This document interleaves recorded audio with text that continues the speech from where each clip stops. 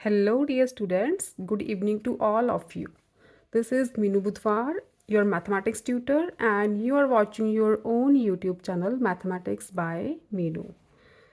तो बेटा आज मैं क्लास 7 ICSE मैथमेटिक्स की जो बुक है ना सुपर मैथ स्टार उसका चैप्टर नंबर 8 अलजेब्रिक एक्सप्रेशन शुरू कर रही हूँ।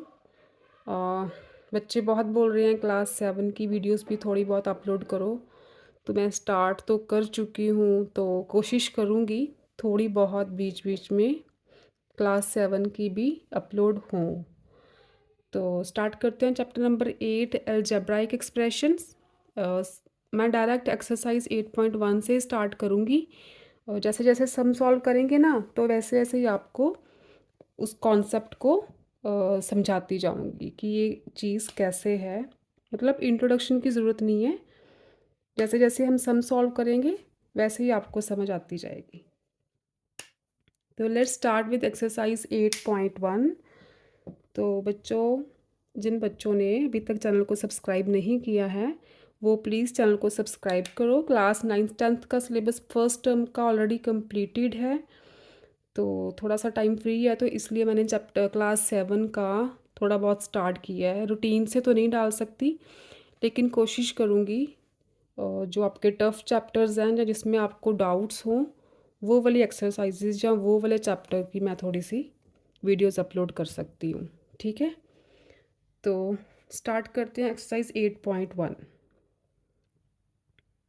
फर्स्ट क्वेश्चन है, right the algebraic expression in each case using variables, constants and arithmetic operations. First है, फर्स्ट का फर्स्ट पार्ट देखो, subtraction of y from 3 times of x।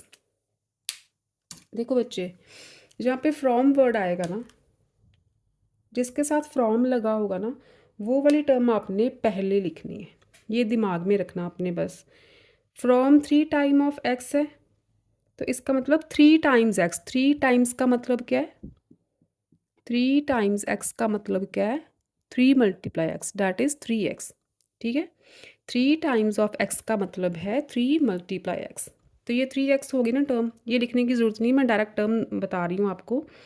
Subtraction of y, subtraction of y, देखो subtraction of y लिखा है ना, इसका मतलब y जो है वो सब्ट्रैक्ट हो रहा है। ठीक है, जैसे जैसे आप पढ़ोगे वैसे वैसे आप साथ में लिख ही जाओगे। सब्ट्रैक्शन ऑफ y सब्ट्रैक्ट हो रहा है फ्रॉम। फ्रॉम मीन्स किस में से सब्ट्रैक्ट हो रहा है, वो वाली टर्म पहले आएगी, फ्रॉम वाली टर्म पहले आएगी। 3 टाइम्स x, 3 टाइम्स x क्या है? 3x। तो अपनी टर्म बनी 3x माइनस वाई। ठीक है, subtraction of y, subtraction of y लिख दिया पहले, माइनस y। किस में से सब्ट्रैक्ट हो रहा है? From 3 times x। 3 times x में से y सब्ट्रैक्ट हो रहा है, तो जिसके साथ फ्रॉम लगा होगा वो टर्म आप पहले लिखोगे। ठीक है, ये था आपका फर्स्ट पार्ट। सेकंड पार्ट है the sum of a and b। देखो sum of a and b लिखा है, सम करो a एंड b का, ये सम हो गया, डिवाइडेड बाय 7, डिवाइडेड बाय 7। जैसे जैसे लिखा था वैसे वैसे मैंने एक्सप्रेशन बना दिया। Sum of a and b divided by 7। Third देखो, product of x and y। Product of x and y मतलब x मल्टीप्लाई y, इसको हम एक्स वाई भी लिखते हैं। ठीक है, मल्टीप्लाई का साइन डालना ज़रूरी नहीं होता, इसे हम एक्स वाई लिख लेते हैं। चलो एक्स वाई टर्म लिखते हैं पहले, product of x and y, ये हो गई। सब्ट्रैक्टेड फ्रॉम, इसका मतलब ये टर्म सब्ट्रैक्ट हो रही है। फ्रॉम आ गया ना, किसी में से, किसी टर्म में से ये टर्म सब्ट्रैक्ट हो रही है। किस टर्म में से? Sum of x and y, sum of x and y में से, इसको ब्रैकेट में रखेंगे क्योंकि इनके सम में से एक्स वाई का जो प्रोडक्ट है वो माइनस हो रहा है। ठीक है, product of x and y, ये product of x and y हो गया, subtracted from sum of x and y. From आ गया तो फ्रॉम वाली टर्म पहले लिखेंगे, तो किस में से सब्ट्रैक्ट हो रही है? सम ऑफ एक्स एंड वाई। ठीक, ये थर्ड था। फोर्थ देखो, 2/3 ऑफ अ नंबर एक्स। 2/3, अब 2/3 को कैसे लिखेंगे? 2/3। ठीक है, 2/3 का मतलब है 2/3। 2/3 ऑफ अ नंबर एक्स, ऐसे लिखेंगे इसे, 2/3 of a number x means 2/3 x। आगे लिखा है मल्टीप्लाइड बाय, ये मल्टीप्लाइड हो रहा है, ठीक है। किसके साथ मल्टीप्लाई हो रहा है? 2/3 of a number X multiplied by the sum of x and Y, X plus Y से मल्टीप्लाई हो रहा है, तो ठीक है, ये टर्म बनेगी आपकी। इसे आप मल्टीप्लिकेशन का साइन ना भी डालो तो ऐसे लिख सकते हो, 2/3 x into X plus Y.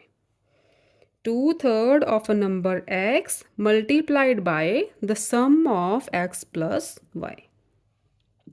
Fifth देखो आगे, अ नंबर x लिख लिया, मल्टीप्लाइड बाय इटसेल्फ, अपने आप से ये मल्टीप्लाई हो रहा है, x मल्टीप्लाई x हो गया, and added to 1/4 of a number y, किस में ऐड हो रहा है? 1/4, 1/4 of a number y, 1/4 of y क्या हुआ? 1/4 y। सॉल्व कर लो इसे, x multiply x is x square, ठीक है। ये y 1 के साथ मल्टीप्लाई होगा तो बन गया y/4, राइट। जैसे जैसे लाइन लिखी है वैसे वैसे आप लिखोगे। A number x multiplied by itself, अपने आप से मल्टीप्लाई हो रहा है, एंड एडेड टू, किस में ऐड हो रहा है? 1/4 ऑफ अ नंबर y, ठीक है। सॉल्व किया, x multiply x square plus ये जो y है ना ऊपर वाली टर्म के साथ मल्टीप्लाई होगा, ठीक है। नीचे 4y नहीं कर देना आपने, y जो है न्यूमिनेटर के साथ ही मल्टीप्लाई होगा, तो 1/4y मीन्स y/4, ठीक है। सिक्स देखो, six is the sum of numbers x and y, ठीक है। सम ऑफ नंबर है, सम कर दो x एंड y का, इसे ब्रैकेट में रखो। सब्ट्रैक्टेड फ्रॉम, अगर फ्रॉम आ गया इसका मतलब इससे पहले कोई टर्म है, ये किसी टर्म में से सब्ट्रैक्ट हो रहा है, किस टर्म में से? Subtracted from their product, product क्या हुआ? एक्स एंड वाई का प्रोडक्ट हुआ एक्स वाई, ठीक है ना। एक्स मल्टीप्लाई वाई, मल्टीप्लाई का साइन डालना ज़रूरी नहीं होता, उसे हम एक्स वाई लिख लेते हैं, तो ठीक हो गया जी। Sum of number x and y subtracted from their product, ये आ गया इनका प्रोडक्ट, फ्रॉम वाली टर्म पहले आएगी। सिक्स्थ हो गया। सेवन्थ देखो आगे, seventh part, sum of A and B, sum of A and B लिखो, ये सम हो गया ए एंड बी का। सब्ट्रैक्टेड फ्रॉम, फिर से फ्रॉम आ गया, इसका मतलब ये किसी टर्म में से सब्ट्रैक्ट हो रहा है, फ्रॉम वाली टर्म पहले आएगी, फ्रॉम 5, तो 5 आ गया आपका पहले। ओके, एट्थ देखो आगे, eighth is 3/4 of a number B, 3/4 of a number B, ठीक है। 3/4 बी लिखोगे, 8 यहाँ डालती हूँ। 3/4 of a number be subtracted from, इसका मतलब ये किसी में से सब्ट्रैक्ट हो रहा है, तो कोई टर्म पहले आएगी, फ्रॉम वाली टर्म को पहले लिखेंगे। 3/4 of a number be subtracted from 1/5 of a number A, 1/5 of a number A, ठीक है। तो ए को 1 के साथ मल्टीप्लाई करो, a/5 माइनस बी को 3 के साथ, न्यूमिनेटर के साथ मल्टीप्लाई होंगे, ये टर्म बन गई आपकी। नाइन्थ देखो आगे, ninth is 3/4 of a number वाला हो गया, twice a number x, twice a number x मतलब 2 मल्टीप्लाई एक्स, 2x हो गया। Twice a number x subtracted from, again subtracted from है तो फ्रॉम वाली टर्म पहले आएगी। 4 times the, 4 times mean, times का मतलब होता है मल्टीप्लाई, इसका मतलब 4 किसके साथ मल्टीप्लाई हो रहा है? 4 times the sum of y and 5, किसके साथ मल्टीप्लाई हो रहा है? सम ऑफ y एंड 5 के साथ, ठीक है। ट्वाइस अ नंबर x, ये बन गया 2x, सब्ट्रैक्टेड फ्रॉम, किस में से सब्ट्रैक्ट हो रहा है? 4 टाइम्स, 4 टाइम्स का मतलब 4 किसी नंबर के साथ मल्टीप्लाई हो रहा है, किस नंबर के साथ? Sum of y and 5, y and 5 के सम के साथ, दोनों के साथ मल्टीप्लाई है ना, तो हम ब्रैकेट डालेंगे। ठीक है, नेक्स्ट देखो 10th। अगर ब्रैकेट नहीं डालोगे तो आपका फिर गलत हो जाएगा। ठीक है, ब्रैकेट डालोगे मतलब 4 जो है दोनों के सम के साथ मल्टीप्लाई हो रहा है। 10 देखो, total cost of x books at 29 rupees पर बुक। अब देखो एक बुक का कॉस्ट है, एक बुक का 29, 5 बुक्स का क्या हुआ 29 मल्टीप्लाई 5, ऐसे फाइंड करते हैं ना। 10 बुक्स का क्या हुआ 29 मल्टीप्लाई 10। ठीक है, तो total cost of x books, तो एक्स बुक्स का कितना हो गया, एक्स को मल्टीप्लाई कर दो, 29x आ गया। ठीक, ये रफली मैं बता रही हूँ आपको।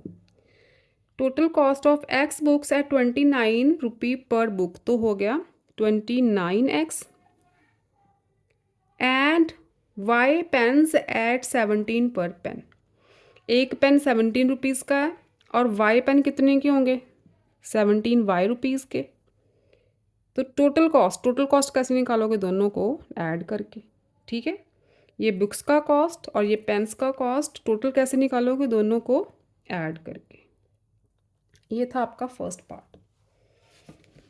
सेकंड देखो, सेकंड पार्ट, सेकंड मेरे ख्याल से सिलेबस में नहीं है, नहीं है ना, हाँ थर्ड पार्ट है आपका। थर्ड देखो, identify the terms and their factors in each expression. Terms बताओ, फैक्टर्स बताओ। फर्स्ट टर्म है 2x + 3। ठीक है, इसमें दो टर्म्स हैं। टर्म्स कौन कौन सी हैं, -2x है एंड 3 है। तो -2x के क्या फैक्टर हुए, -2, यहाँ पे फैक्टर्स, पहले -2x के लिखती हूँ, -2 एंड x, इन दोनों को मल्टीप्लाई करके -2x आया ना, तो 3 तो अकेला 3 है। ठीक है, आगे देखो 3 को आप 3 और 1 भी लिख सकते हो, क्योंकि 3 × 1 भी 3 होता है ना, तो इसके फैक्टर्स आप 3 एंड 1 भी लिख सकते हो। ये था आपका थर्ड सम। ओके, नेक्स्ट देखो थर्ड का सेकंड पार्ट, स्प्लिट करनी है बस टर्म्स। सेकंड है 4a² - 5a, ये क्या करवा दिया मैंने, सेकंड देखी जा रही हूँ। थर्ड का सेकंड है 2x - 3xy। तो इसमें कौन कौन सी टर्म्स हैं, टर्म्स हैं 2x एंड -3xy। तो फैक्टर्स क्या हुए 2x के 2 एंड x, और -3xy के -3x एंड y। बस आपने स्प्लिट करके ऐसे टर्म्स अलग अलग करके लिख देनी है। नेक्स्ट है third part 4p - 5p² cube है शायद। ठीक है, इसमें देखो टर्म्स कौन सी हैं, 4p and -5p² cube. Factors बनाओ, 4p के क्या बनेंगे, स्प्लिट कर दो, 4 and p and -5p² cube के फैक्टर्स क्या बनेंगे, -5। p² है, इसका मतलब p 2 बार मल्टीप्लाई हो रहा है, क्यूब है, इसका मतलब q जो है वो 3 बार आ रहा है। तो ये बन गए फैक्टर्स। तो बस आपने क्या करना है, थर्ड पार्ट में टर्म स्प्लिट कर देनी है और उनके ऐसे फैक्टर्स लिख देने हैं। ठीक है, ये तो आपको क्लियर हो ही गया है, तो सिंपल सी बात है। थर्ड के बाकी आप खुद कर लेना, बहुत सिंपल है। फिफ्थ देखो, नेक्स्ट पार्ट आपका फिफ्थ है, फोर्थ भी नहीं है ना सिलेबस में। फिफ्थ पार्ट देखो, फिफ्थ इज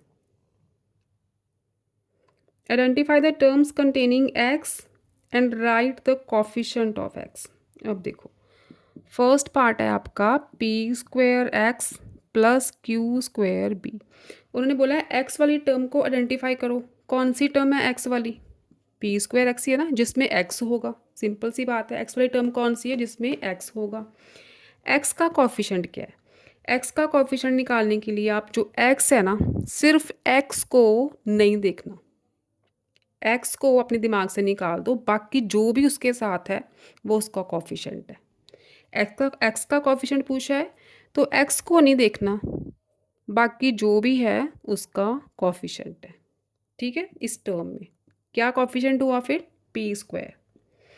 सेकेंड है आपका वाई स्क्वायर माइनस 2yx। तो इसमें टर्म्स कंटेनिंग एक्स, कौन सी एक्स वाली टर्म, 2yx, क्योंकि इसमें एक्स तो है नहीं, इसी में है, तो -2yx है एक्स वाली टर्म। तो एक्स का कॉफिशेंट क्या हुआ, एक्स को इग्नोर कर दो, बाकी क्या बचा, -2y। तो ये हुआ एक्स का कॉफिशेंट। नेक्स्ट देखो थर्ड पार्ट में है x plus 2y plus 3z। Identify करो टर्म को, ओनली एक्स, और किसी में तो एक्स है नहीं, तो यही टर्म बची। इसका कॉफिशेंट हुआ फिर, एक्स को इग्नोर कर दो, तो एक्स को कैसे लिख सकते हैं हम, 1 मल्टीप्लाई एक्स। ठीक है, 1 मल्टीप्लाई एक्स, 1x या x ये एक ही चीज़ है, 1x या x एक ही चीज़ होती है। तो इसके साथ क्या होगा, इसका कॉफिशेंट होगा 1। ठीक है, x के साथ हमेशा 1 होता है, मतलब जो वेरिएबल अकेला होता है उसका जो कॉफिशेंट हमेशा 1 होता है। ये थर्ड पार्ट था। फोर्थ पार्ट देखो, फोर्थ है 5 plus P plus P x. तो इसमें एक्स वाली टर्म पी एक्स हो गई, एक्स को इग्नोर करो, क्या कॉफिशेंट बचा, पी। ठीक, नेक्स्ट है 7 plus X Y square, square है शायद, क्लियर नहीं है पर मुझे स्क्वायर ही लग रहा है। अब देखो एक्स वाली टर्म कौन सी है, एक्स वाई स्क्वायर। ठीक है, इसमें तो एक्स है नहीं, ये टर्म हुई, एक्स को इग्नोर करो, बाकी जो बचा उसका coefficient Y square. Sixth part देखो, 5x Y square z plus 3y cube है शायद। तो इसमें एक्स वाई टर्म कौन सी है, this one, 5x Y square z। Coefficient X को इग्नोर कर दो, बाकी क्या बचा, 5y स्क्वायर z, ये बचा कॉफिशेंट ऑफ एक्स। ठीक, ये था फिफ्थ पार्ट। नेक्स्ट आपका सिक्स्थ है।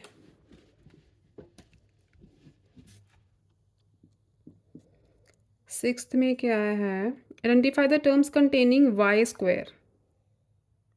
ठीक है, अब वाई स्क्वायर वाली टर्म आपने फाइंड करनी है and write the coefficient of Y square. Same procedure है, वाई स्क्वायर जिसमें वाई स्क्वायर होगा वो टर्म है, और वाई स्क्वायर को उसमें से इग्नोर करना है, बाकी की टर्म लिख देनी है, ऐसे वो उसका कॉफिशेंट होगा। जैसे फर्स्ट पार्ट है आपका 11 माइनस ए वाई स्क्वायर। तो टर्म कौन सी है वाई स्क्वायर वाली, -a y स्क्वायर, ये साइन हम साथ लेंगे, वाई स्क्वायर को इग्नोर कर दो, बाकी क्या बचा, -a, तो ये हुआ कॉफिशेंट। नेक्स्ट है 5y square plus 7x। Y square वाली term 5y square, y square को इग्नोर करो, कॉफिशेंट क्या बचा, 5। थर्ड है 5x square y minus 3xy square plus 7y square. तो इसमें वाई स्क्वायर वाली दो टर्म्स आ रही हैं, -3xy square and 7y square. इसमें वाई स्क्वायर को इग्नोर करो, बाकी बच्चा -3x, ये इसका कॉफिशेंट, इसमें से वाई स्क्वायर इग्नोर करो, इसका कॉफिशेंट हुआ 7। आगे है आपका 8 to 12, सेवन्थ पार्ट नहीं है, 8 देखो।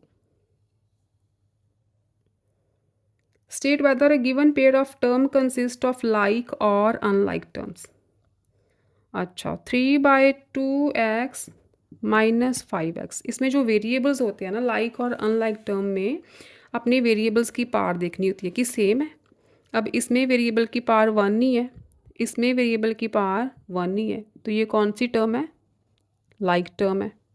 ठीक है, नेक्स्ट है 5x and 4y। Variable same भी होने चाहिए और उनकी पावर भी सेम होनी चाहिए। इसमें वेरिएबल्स ही अलग हो गए, एक में x एक में y, तो ये अनलाइक है। थर्ड है -3xy 4yx। अब देखो xy एक्स वाई एक्स, ये सेम चीज़ है, एक्स वाई एक्स। जैसे 3 × 4 4 × 3 होगा तो 12 ही ना। X y and Y x is one and same thing, तो ये सेम है, ठीक है। पार्स भी सेम है, वेरिएबल्स भी सेम है, लाइक टर्म्स है। नेक्स्ट है 2a² b -3ab²। अब देखो a की पावर 2 है, यहाँ पे a की पावर 1 है, यहाँ से पता चल गया कि ये अनलाइक टर्म्स है, ठीक है। वेरिएबल तो सेम है a b, लेकिन पार्स अलग होगी। वेरिएबल्स भी सेम चाहिए, पार्स भी सेम चाहिए, तो ये अनलाइक होगी। नेक्स्ट इज 1 and 57, ये लाइक टर्म्स हैं, क्योंकि इसमें वेरिएबल्स की पावर 0 ही है, वेरिएबल है ही नहीं, तो ये लाइक है।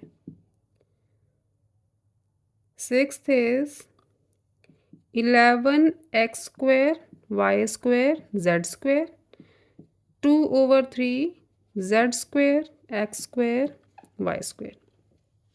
सेम है, x² y² z² z² x² y²। जैसे 1 × 2 × 3, जैसे मर्ज़ी लिख दो, आंसर तो 6 ही आएगा। तो मल्टीप्लाइंग में ऐसे कोई फ़र्क नहीं पड़ता। आप देखो वेरिएबल्स सेम है, पार्ट्स भी सेम है, तो इसका मतलब ये लाइक टर्म्स है, ठीक है। ये था आपका 8th पार्ट। 9th देखो, 9th है आइडेंटिफाई द लाइक टर्म्स। फिर से वही लाइक टर्म्स आपको आइडेंटिफाई करनी है। टर्म्स हैं, ये बहुत सारी टर्म्स हैं इसमें, चलो लिख लेते हैं। -5y(x²) 2x xy², 9x² -7x² -2xy -3.5x 6x² yz 2/3xz 5y² z 100yx -2zx -8yz।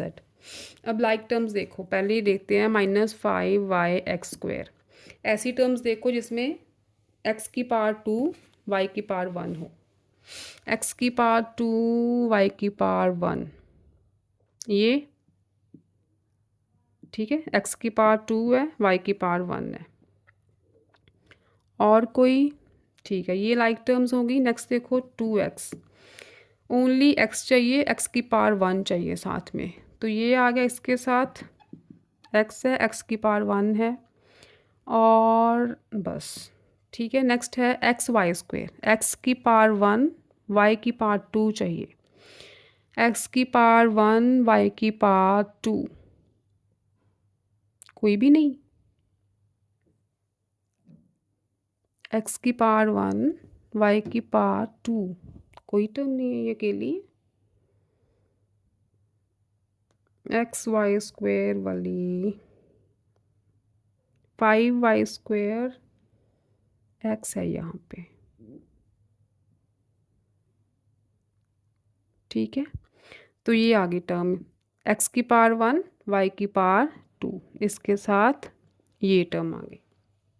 Next देखो 9x², x² वाली टर्म देखो, -7x² भी है, और बस, ठीक है।